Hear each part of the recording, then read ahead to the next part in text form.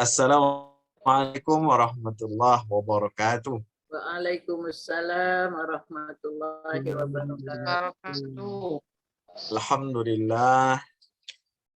Alhamdulillahilladzi arsala rasulahu bil huda wa dinil haqq yudhhirahu 'ala ad-dini kullihi wa kafa billahi shahida. Asyhadu an la ilaha illallah wahdahu la syarika lah wa asyhadu anna sayyidana Muhammadan 'abduhu wa rasuluhu la nabiyya ba'dah. Allahumma salli wa sallim wa barik wa karrim ala sayyidina wa maulana Muhammadin wa ala alihi wa ashabihi ajma'in. Rabbi shrah li sadri wa yassir li amri wahdatan min lisani yafqahu qawli. Rabbi ati nafsi hudaha wa zakkiha anta khairu man zakkaha anta waliyuha wa maulaha wa ba'd. Alhamdulillahirabbil alamin.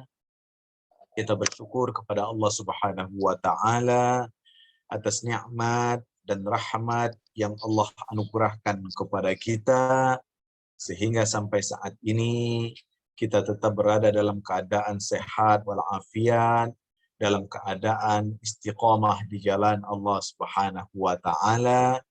Kita berharap semoga hari-hari kita dapat kita isi dengan amal-amal kebaikan yang insya Allah nantinya dapat kita banggakan di hadapan Allah Subhanahu wa taala. Amin. Allahumma amin. Salawat dan salam semoga senantiasa tersampaikan kepada junjungan agung kita Nabi besar Muhammad sallallahu alaihi wasallam, Rasul yang senantiasa kita jadikan suri tauladan dalam kehidupan kita sehari-hari, Rasul yang senantiasa kita harapkan syafaatnya di yaumil akhir nanti. Jamaah yang dimuliakan Allah Subhanahu wa taala, pada malam hari ini kita berjumpa lagi dalam kajian hadis Arba'in An-Nawawiyah, di mana pada malam hari ini kita akan membahas hadis yang kelima. Hadis yang kelima ini berbunyi, Bismillahirrahmanirrahim. An ummil mu'minin Ummi Abdullah Aisyah radhiyallahu anha qalat qala Rasulullah sallallahu alaihi wasallam man ahdatha fi amrina hadza ma laysa minhu fa huwa raddun. Rawahul Bukhari wa Muslim wa fi riwayati li Muslim man amila amalan laisa alaihi amruna fahuwa raddun. Artinya dari Ummul Mukminin Ummu Abdillah Aisyah radhiyallahu an, beliau berkata, Rasulullah sallallahu alaihi wasallam bersabda, siapa yang mengada-ada dalam urusan agama kami ini yang bukan berasal darinya, maka dia tertolak. Hadis riwayat Imam Al-Bukhari dan Imam Muslim. Dalam riwayat Muslim disebutkan siapa yang melakukan suatu perbuatan atau ibadah yang bukan urusan dari kami, maka dia tertolak. Hadis ini diriwayatkan dari Ummul Mukminin. Ummul Mukminin adalah gelar dari istri-istri Rasulullah Shallallahu Alaihi Wasallam. Ummun itu sendiri, ummahat itu jamaknya ibu-ibu. Dan Rasulullah Shallallahu Alaihi Wasallam dijelaskan bahwa beliau memiliki kurang lebih 13 istri dan semuanya disebut dengan Ummul Mukminin. Ini kekhususan yang hanya dimiliki oleh Rasulullah Sallallahu Alaihi Wasallam. Ummul Mukminin di dalam hadis ini digelari juga Ummi Abdillah. Padahal Siti Aisyah radhiyallahu anha itu tidak memiliki anak, tapi dia disebut dengan Ummi Abdullah. Ini karena saudari perempuan Aisyah, yaitu yang bernama Asma binti Abi Bakar, memiliki anak yang bernama Abdullah. Maka Siti Aisyah pun digelari dengan Ummi Abdullah. Saking dekatnya beliau dengan anak dari Siti Asma tersebut. Kita mengetahui bahwa Siti Aisyah adalah istri Rasulullah SAW yang terkenal banyak meriwayatkan hadis-hadis Rasulullah dibanding para istri Rasul yang lainnya. Kenapa? Karena Siti Aisyah adalah wanita yang terkenal, cerdas, dan beliau memang dari kecil beliau sudah mengenal Rasulullah SAW. Bahkan dalam beberapa riwayat, Siti Aisyah pada umur yang sangat belia, beliau sudah dinikahi oleh Rasulullah SAW. Dan dalam beberapa riwayat, ketika Rasulullah SAW meninggal dunia, umur Siti Aisyah masih di bawah 20 tahun. Artinya beliau sangat muda sekali. Nah, Siti Aisyah radhiyallahu anha ini memang banyak meriwayatkan hadis-hadis. Begitu juga banyak peristiwa yang menceritakan. Misalnya di dalam Al-Quranul Karim itu terkenal sebuah kisah dalam surah An-Nur tentang peristiwa di mana Rasulullah SAW dituduh, beliau menelantarkan istrinya, kemudian Aisyah dituduh melakukan perbuatan yang tidak baik. Maka itu dikenal dengan hadisul ifk. Jadi Rasulullah SAW mendapat ujian. Maksud saya mendapat ujian, apa ujiannya? Ujiannya ketika Siti Aisyah dalam sebuah peperangan mengikuti Rasul, beliau tertinggal dan salah seorang sahabat mengantarkan Siti Aisyah. Dari situ ada desas-desus yang beredar di kalangan orang-orang munafikin di kota Madinah bahwa istri Rasul yang bernama Siti Aisyah telah melakukan perbuatan serong dengan seorang sahabat Rasulullah SAW, sehingga diturunkanlah beberapa ayat di dalam surah An-Nur yang mengisahkan bagaimana Rasulullah SAW menghadapi ujian, cobaan terkait dengan urusan keluarganya. Nah, Siti Aisyah juga terkenal meriwayatkan hadis-hadis. Dan Siti Aisyah, beliau wafatnya sudah ketika pemerintahan Khalifah Ali bin Abi Thalib. Jadi beliau memiliki umur yang sangat panjang dan beliau hidup pada masa Rasulullah, kemudian pada masa Abu Bakar, Umar, Utsman, dan Ali. Nah, Siti Aisyah radhiyallahu anha, beliau ini adalah anak dari Abu Bakar As-Siddiq. Jadi Abu Bakar As-Siddiq, sahabat Rasulullah SAW, memiliki banyak anak, di antaranya Aisyah radhiyallahu anha. Nah, Siti Aisyah radhiyallahu anha ini karena dia istri Rasul yang paling muda, maka beliau terkenal mendapat julukan Umairah. Umairah artinya yang kemerah-merahan pipinya. Rasulullah SAW terbiasa memanggil Siti Aisyah dengan panggilan ya Humairah, atau panggilan lainnya ya bintas Siddiq, wahai anak Abu Bakar As-Siddiq. Nah, itulah sekilas tentang siapa Ummul Mukminin Aisyah radhiyallahu anha ini. Nah, dalam hadis ini Aisyah radhiyallahu anha meriwayatkan bahwa Rasulullah Shallallahu alaihi wasallam pernah bersabda. Sabdanya, "Man ahdatsa fi amrina hadza ma laysa minhu fa huwa raddun." Siapa yang mengada-ada di dalam urusan agama ini, maka akan tertolak.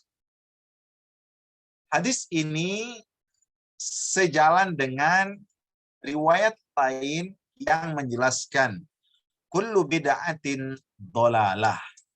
Setiap bid'ah adalah sesat. Wa kullu dhalalatin finnar. Dan setiap kesesatan tempatnya dalam api neraka. Dalam riwayat Muslim disebutkan, man amila amalan, barang siapa yang melakukan sebuah amal perbuatan, laisa alaihi amruna fahuwa raddun, yang tidak ada contohnya atau cantolannya, arti cantolan di sini tidak pernah dilakukan pada masa Rasul, atau tidak ada yang bisa dikiaskan pada masa Rasul, maka perbuatan itu dikategorikan perbuatan atau amal yang tertolak. Ini disebutkan sebuah riwayat yang menceritakan bahwa pada masa Rasulullah SAW ada seorang sahabat yang bernazar. Nazarnya, beliau ketika Rasulullah SAW berkhutbah, sahabat tersebut kerjaannya berdiri di tengah matahari, tidak menggunakan penutup kepala, dan tidak berlindung di bawah pohon, dan dia dalam kondisi berpuasa. Dan dia bernazar, saya akan melakukan hal seperti inilah.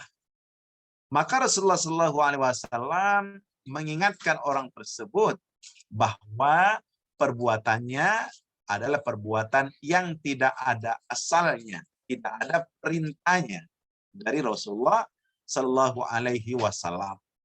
Maka Rasulullah perintahkan sahabat tersebut untuk duduk, kemudian berteduh, dan meneruskan ibadah puasanya. Artinya apa? Artinya perbuatan sahabat tersebut kategori baru. Dan baru tersebut dilarang oleh Rasulullah karena menyelisihi, tidak sesuai dengan ajaran Rasul. Dalam agama Islam, kita tidak boleh menjerumuskan diri kita dalam kondisi yang tidak baik. Mencelakakan diri kita itu dilarang. Nah, sahabat tadi sama saja dengan mencelakakan diri sendiri. Dia berdiri mendengarkan khutbah dalam kondisi terik matahari, tidak berteduh, dan dia dalam kondisi puasa. Nah, itu yang terjadi pada masa Rasulullah SAW. Hadis ini menjadi hadis yang seksi. Maksud seksi di sini sering digunakan oleh orang-orang untuk mengecap amal ibadah atau amal-amal yang tidak pernah dilakukan pada masa Rasul, sehingga mereka mengecapnya perbuatan bid'ah. Bahkan hadis ini menjadi senjata bagi orang-orang yang tidak paham segala sesuatu dikatakan bid'ah. Padahal dalam hadis ini disebutkan ada kata-kata fi amrina, dalam urusan ini. Artinya apa?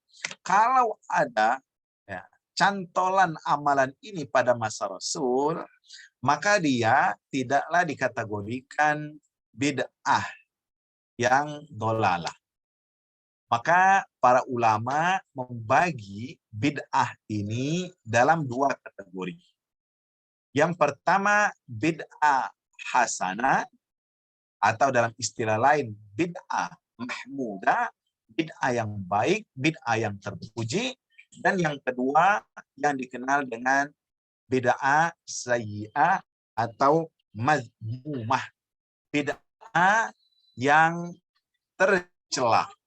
Maksudnya bahwa para ulama memahami hadis ini, tidak semua bid'ah itu diharamkan. Yang diharamkan adalah bid'ah yang mencelakakan, bid'ah yang tidak ada kaitannya dengan agama Islam. Nah, maka para ulama membaginya bid'ah hasanah. Bid'ah hasanah artinya bid'ah yang baik, dan bid'ah sayyi'ah bid'ah yang buruk. Baik itu dalam urusan agama maupun dalam urusan dunia. Jadi kata kuncinya bid'ah yang dolalah itu, yang tersesat itu adalah bid'ah yang mazmumah alias bid'ah yang salah dan tercelah. Mari kita contohkan beberapa urusan agama yang pada masa Rasulullah SAW itu secara zahirnya tidak ada, ya, tetapi pada masa setelahnya diadakan. Arti diadakan ini dia baru. Pertama kita contohkan pada masa Rasulullah SAW pelaksanaan ibadah sholat tarawih dilaksanakan pada malam-malam Ramadan itu dilaksanakan sendiri-sendiri. Jadi pelaksanaan ibadah sholat tarawihnya dilaksanakan sendiri-sendiri. Pada masa Abu Bakar As-Siddiq, begitu juga dilakukan sendiri-sendiri. Nah, ketika masa Umar bin Khattab melihat di masjid itu, Masjid Nabawi, para sahabat melakukan sholat tarawih sendiri-sendiri dan membuat kelompok-kelompok khusus. Ada yang di ujung masjid, tengah masjid, di belakang masjid, semuanya melakukan ibadah sholat tarawih. Maka Umar bin Khattab mengatakan, alangkah baiknya kalau sholat tarawih ini dipimpin oleh seorang imam dan semua kita mengikutinya. Akhirnya semua sahabat mengikuti usulan Umar bin Khattab tersebut. Sehingga mulai pada masa Umar bin Khattab, pelaksanaan ibadah sholat tarawih dipandu oleh seorang imam secara bergantian. Artinya apa?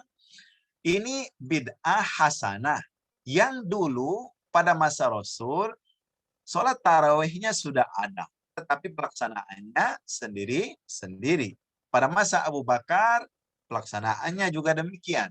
Nah, pada masa Umar bin Khattab, pelaksanaannya dilakukan secara berjamaah. Contoh yang kedua, ini bid'ah juga, tetapi dia terkategori bid'ah yang baik, bid'ah hasanah. Pada masa Utsman bin Affan, ada sebuah ijtihad yang dibuatnya tentang mengumandangkan azan pada ibadah sholat Jumat yang biasanya 1 kali, pada masa Utsman bin Affan dijadikan 2 kali azan. Jadi Utsman bin Affan berijtihad bahwa ini pada masa sekarang ini, kata Utsman, masyarakat sudah jauh dari masjid, maka membutuhkan 2 kali azan. Kalau sekali azan, maka banyak yang ketinggalan.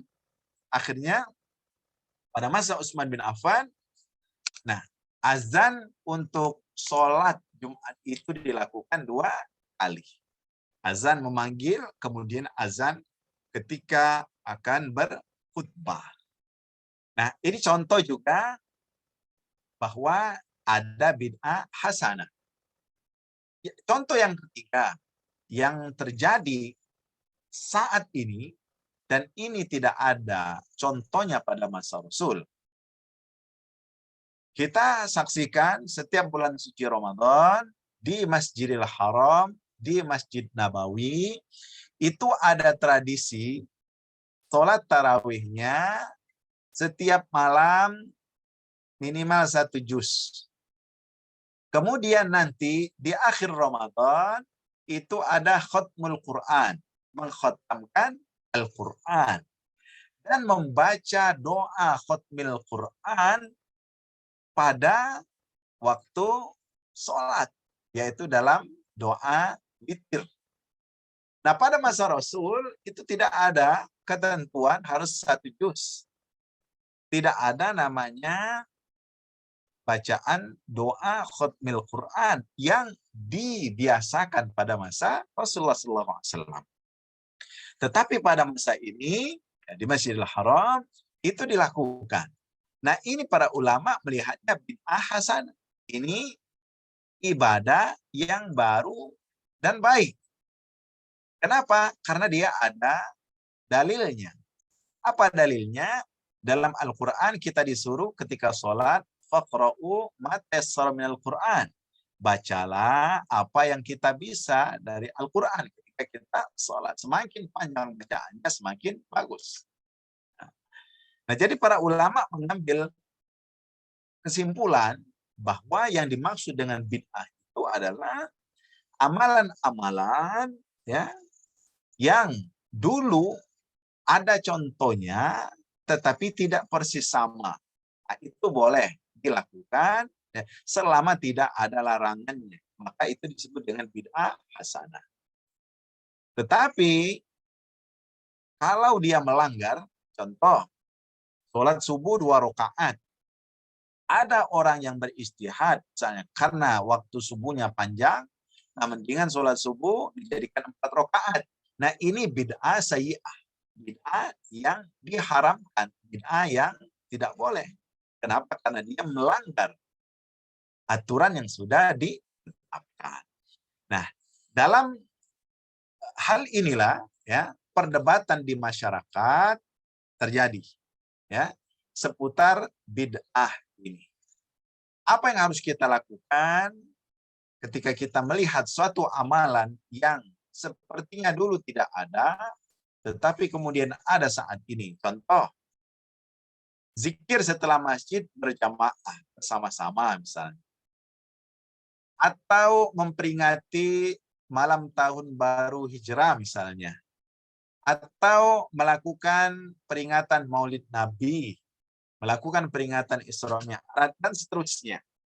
Maka para ulama melihatnya selama perbuatan itu tidak melanggar syariat, ya, tidak ada dalil yang tegas melarangnya, maka hal itu boleh dilakukan selama dia mendatangkan maslahat. Maslahat artinya kebaikan. Kebaikan yang dimaksud di sini, baik itu kebaikan yang terkait langsung dengan kepentingan duniawi maupun kepentingan ukhrawi.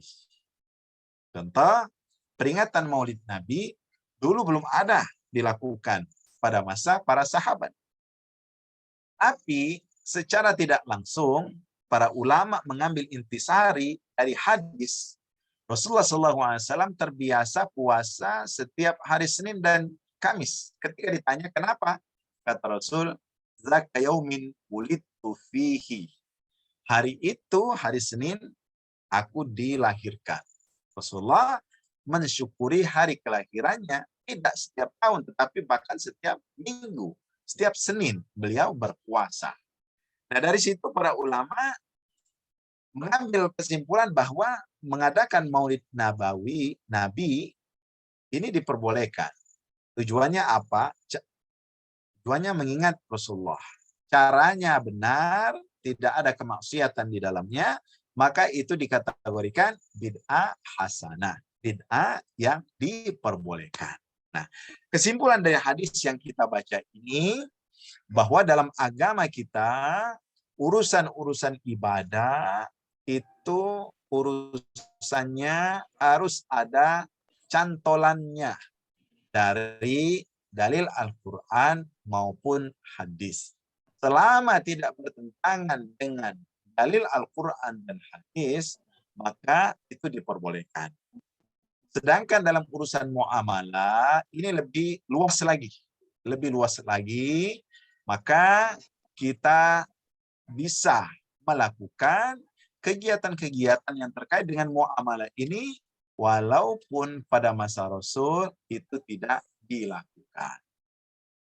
Karenanya ketika kita memahami hadis ini, maka kita tidak boleh mudah membid'ahkan orang lain, tetapi di satu sisi kita juga tidak boleh sembarangan melakukan ibadah.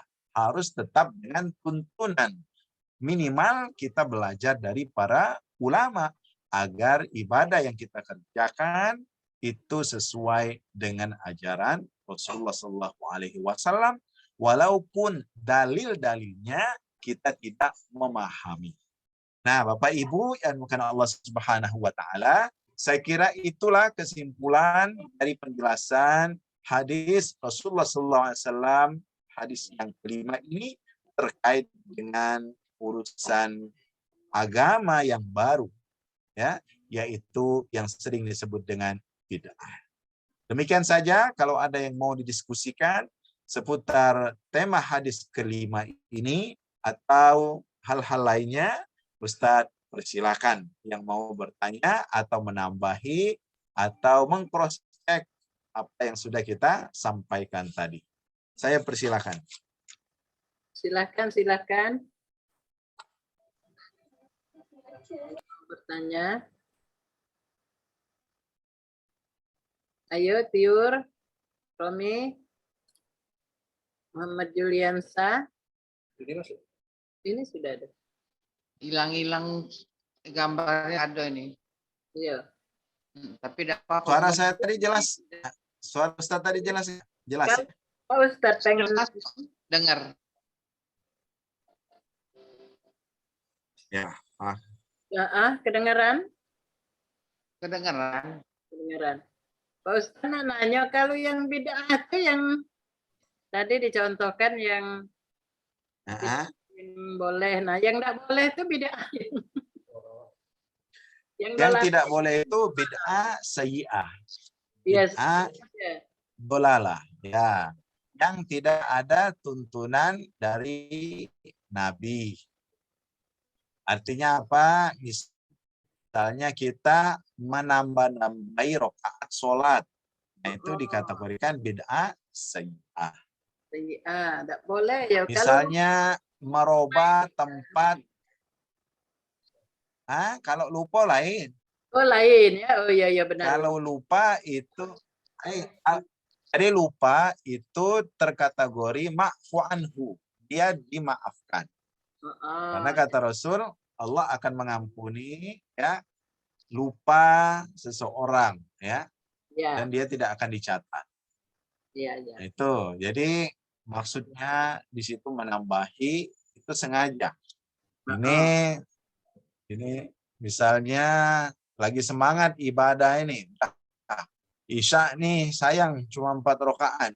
Biarlah 8 rakaat misalnya. Nah, ini sudah menyalahi.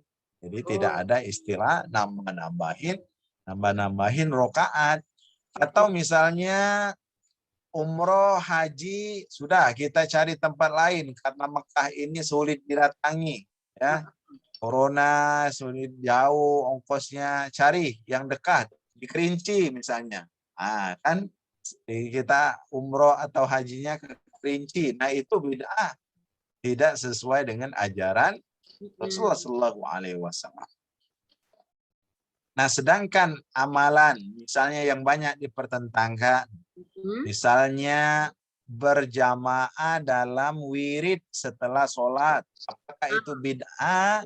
Memang bid'ah, tetapi dia bid'ah hasanah.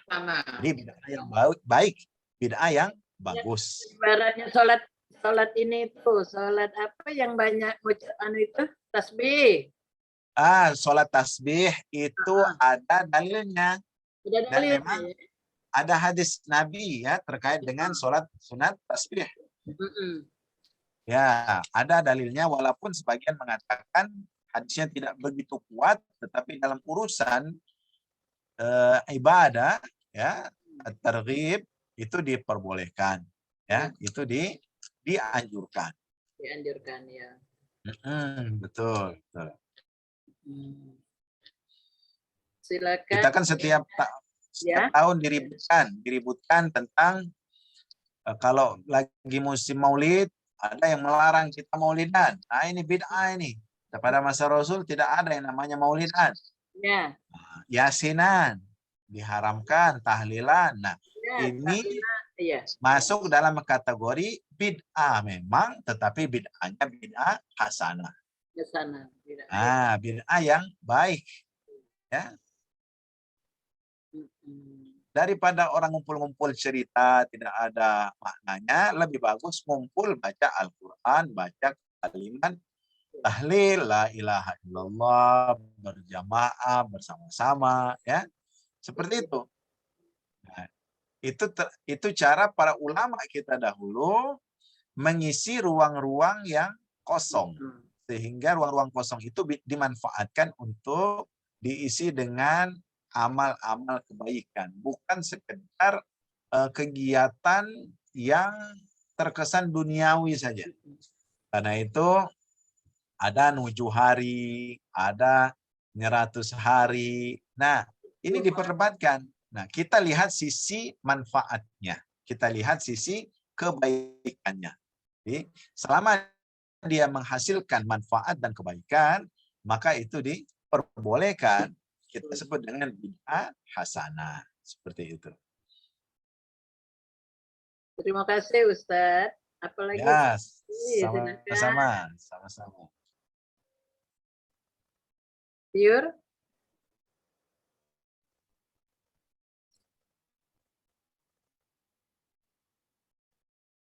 Romi.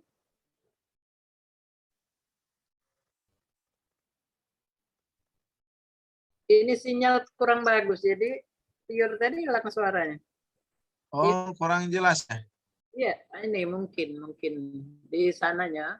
Kalau kita ini jelas, kalau jelas suara saya. Apa lagi ya yang ditanyakan ini? Ini Pak Haji siapa ini? Mau bertanya? Di mana orangnya? Gimana orangnya? Puji Ustadz nih. Iya. Lagi di duduk sini sambil nyatet. Ini lagi ke belakang. Iya, iya. Dindo yang ceramah tuh dia nyatet ini. Nah, ini ada pertanyaan mengenai malam tahun baru. Ya. Nah, ini kan juga apa amalan-amalan, ucapan-ucapan ya. Nah, jadi secara umum urusan tahun baru ini urusan yang baru istilahnya dalam agama kita ini. Pada masa Nabi itu tidak ada, ya. Karena baik itu tahun baru Islam maupun tahun baru Miladiah Masehi. Misalnya tahun baru Islam itu baru ada pada masa Umar bin Khattab. Pada masa Umar bin Khattab, karena Umar yang menentukan, ayo kita buat penanggalan Islam dengan menjadikan hijrah Rasulullah SAW sebagai patokannya. Jadi pada masa Nabi memang tidak ada peringatan malam tahun baru Islam. Termasuk juga malam tahun baru Miladiah Masehi juga tidak ada. Nah, bagaimana kita menyikapinya hal-hal yang seperti ini?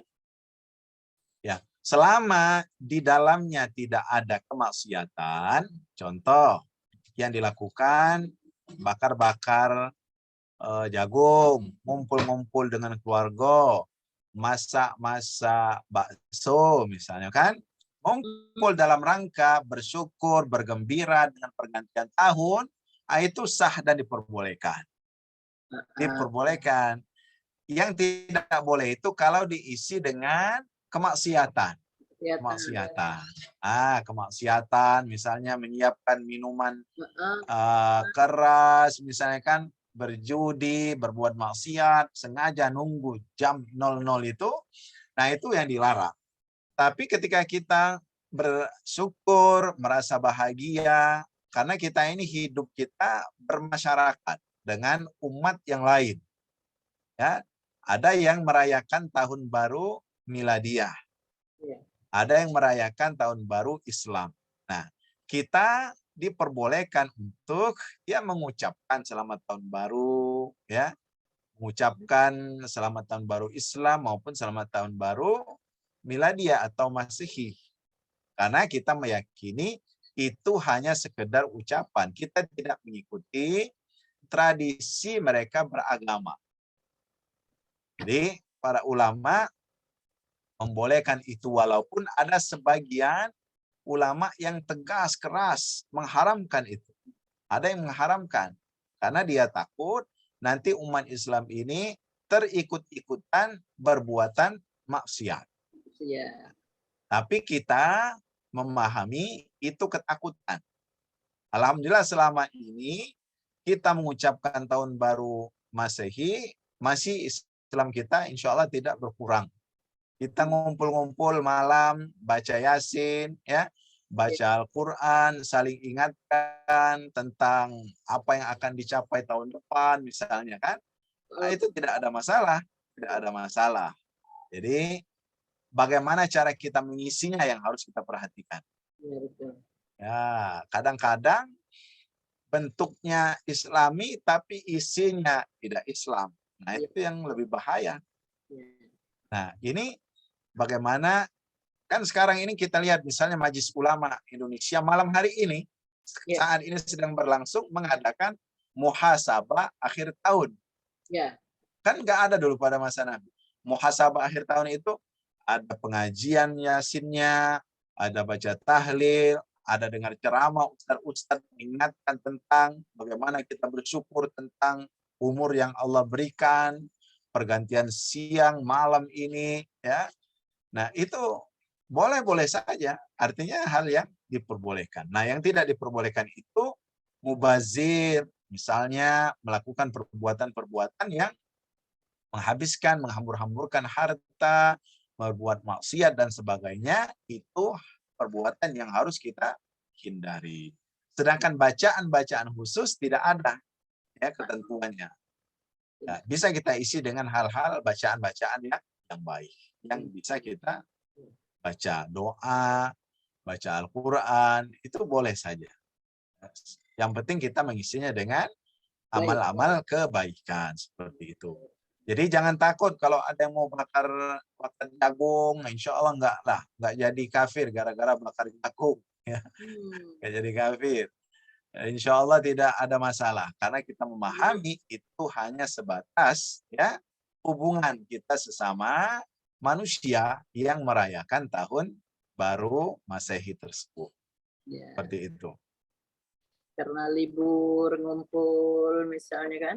Ya betul, libur kan ngumpul itu lebih afdal lagi. Ngumpul itu kan silaturahim.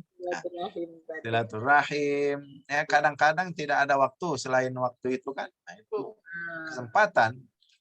Jadi manfaatnya ada manfaat sosial, ada manfaat ekonomi dengan perputaran tahun bulan ini kan ada manfaat ekonomi, ada manfaat agama.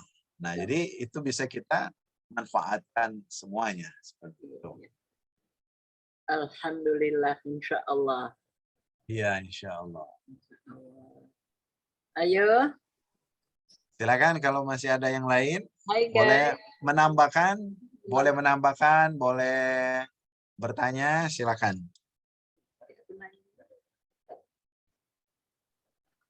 Hah?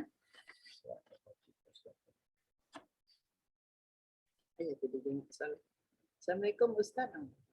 Waalaikumsalam warahmatullahi wabarakatuh. Nah, Kak Muhammad tahu Ustaz. Ya, silakan. Mana ini suaranya? Ngobrol. Alhamdulillah. Ayo, Yati Jambi, Muslim Jambi. Si apa lagi tadi? Firman. Sudah jelas, Wak. Oh, sudah jelas. Alhamdulillah. Alhamdulillah sudah jelas. Muhammad Muslim. Baik, kalau tidak ada, saya akan menutupnya dengan menjelaskan sedikit surah Al-Furqan ayat 65. Silakan Ustaz. Ya, yang menjelaskan bahwa wahuwallazi ja'ala al-laila wan-nahara khilfatan liman arada ayyadzakara aw arada syukura. Dan dialah Allah Subhanahu wa taala yang menjadikan siang dan malam itu berganti-ganti. Untuk siapa Allah ciptakan siang dan malam, perputaran waktu itu berganti-ganti? Karena begini, cara orang menghitung perputaran waktu itu macam-macam. Ada yang menghitungnya dengan cara perputaran bulan. Itulah umat Islam yang menjadikan penanggalan Hijriah. Maka perubahan waktunya itu bukan jam 00, tetapi perputarannya maghrib. Jadi ketika sudah masuk waktu maghrib, itu dalam penanggalan Hijriah, dia sudah masuk hari yang baru. Hari yang baru. Maghrib ya Ustaz? Ya, maghrib. Itu sudah masuk hari yang baru. Tapi kalau penanggalan Masihiyah, yaitu terkait dengan perputaran matahari, itu jam 00. Baru itu dikatakan hari yang baru. Nanti jam 00, nanti malam, baru berputar hari. Nah, jadi ada lagi yang menggunakan penanggalan ini macam-macam. Orang Mesir kuno beda lagi cara menghitung awal tahunnya. Orang Cina beda lagi. Kan mereka mungkin sudah sampai 3000 tahunan. Kita baru 2021 ini Masihiyah. Orang Romawi begitu juga. Jadi berbeda-beda cara umat di dunia ini mengawali penghitungan tahun. Tapi secara umum dalam Al-Quran surah Al-Furqan tadi, Allah ingatkan bahwa yang membuat berputar hari dan siang itu, berputar hari dan siang menjadikan minggu, minggu nanti berubah menjadi bulan, bulan nanti berubah menjadi tahun. Itu Allah Subhanahu wa taala. Terserah orang bagaimana cara menghitungnya. Nah, untuk siapa Allah jadikan perputaran hari itu, perputaran waktu ini untuk dua golongan. Liman arada ayyadzakar, untuk orang-orang yang kepengen mengingat, mengambil pelajaran, mengambil pedoman. Liman arada ayyadzakar. Mengingat di sini tentunya kita diingatkan. Mengingat Allah SWT, mengingat bermuhasabah, mengambil pedoman. Nah, ini untuk siapa perputaran waktu ini? Untuk mereka yang ngerti bahwa waktu itu mahal, waktu itu penting. Jadi, kalau waktu itu bisa ditabung, maka yang banyak tabungan orang yang malas. Nah, tapi waktu itu berputar terus, dia tidak akan pernah berhenti. Kemarin dia tidak bisa diulang lagi hari ini, dan seterusnya. Maka Allah SWT menjadikan perputaran waktu itu untuk orang yang kepengen ingat Allah, kepengen mengambil pelajaran dari masa lalu. Nah, bagi mereka yang tidak punya prinsip ini, maka baginya mau awal bulan, mau akhir bulan, awal tahun, akhir tahun, itu nggak ada manfaatnya bagi mereka. Nah, itu tidak ada manfaatnya. Tapi bagi kita yang paham bahwa kita harus mempertanggungjawabkan waktu kita yang Allah anugerahkan, ini penting. Kita mengetahui perputaran siang dan malam. Maka dalam satu hari itu, dalam agama Islam, kita diingatkan untuk mengatur waktu. Minimal dengan sholat 5 waktu. Dengan sholat 5 waktu itu kita sudah teratur secara tidak langsung. Nah, ini yang pertama. Jadi waktu itu Allah ciptakan untuk mereka yang kepengen berpikir, merenung, memahami Tapi bagi mereka yang tidak ingin berpikir, itu tidak ada manfaatnya. Berganti hari, berganti tahun, dan sebagainya. Yang kedua, au arada syukura. Dan bagi orang-orang yang bersyukur. Jadi, orang-orang yang pandai bersyukur, itu melihat perputaran waktu ini sebuah nikmat dari Allah Subhanahu wa Ta'ala. Bergantinya tahun ini sebuah nikmat yang boleh kita berbangga, berbahagia.